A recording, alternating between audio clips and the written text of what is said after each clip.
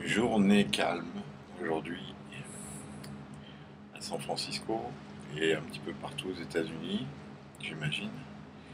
Aujourd'hui, c'est the Labor Day. C'est la journée où on ne travaille pas. Beaucoup de commerçants ne seront exceptionnellement pas ouverts, disponibles. Ça arrive aussi aux États-Unis. Rarement, mais ça arrive. Donc, c'est effectivement la célébration de la fin de l'été et la reprise du travail. Ça mérite, ça mérite un jour férié, je trouve. Pas mal. Juste, tout le monde n'est pas forcément en journée off, et en tout cas pas moi. Et l'occasion de revenir sur un point qui me paraît assez important sur la façon d'aborder le marché américain, comment se mettre en place ici, sur la base de deux expériences, dont une qui est en train de se réaliser ici avec une personne qui est déjà venue, qui a déjà fait une première approche globale euh, pour éviter les erreurs de jeunesse qu'on peut réaliser quand on arrive ici avec les différences incroyables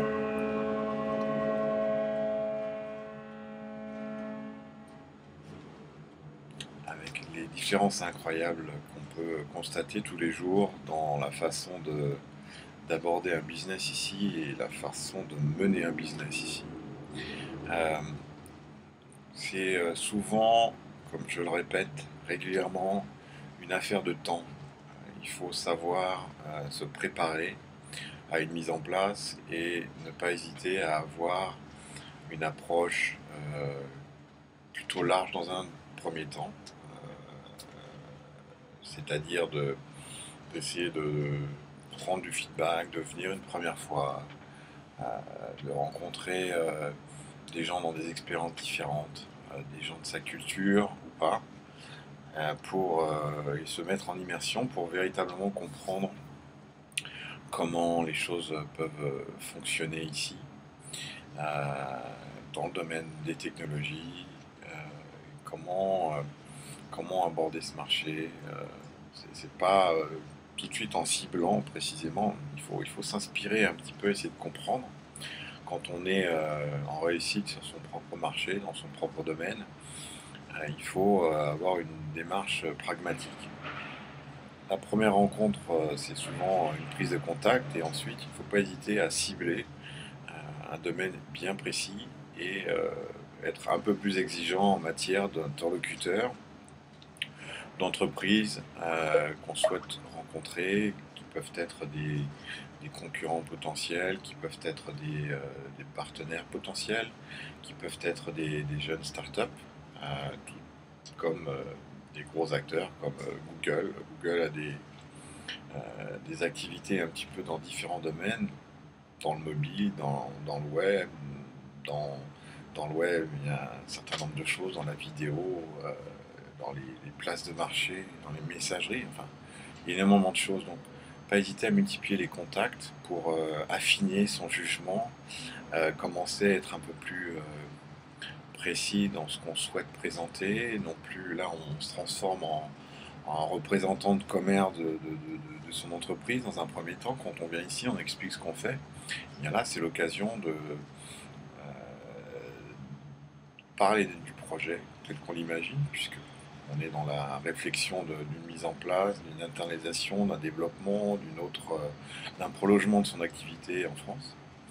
Et c'est souvent au bout de cette deuxième rencontre qu'on peut véritablement savoir si on est à l'aise un petit peu dans ce qu'on présente, on est confortable dans les discussions sur les sujets qu'on aborde ou pas.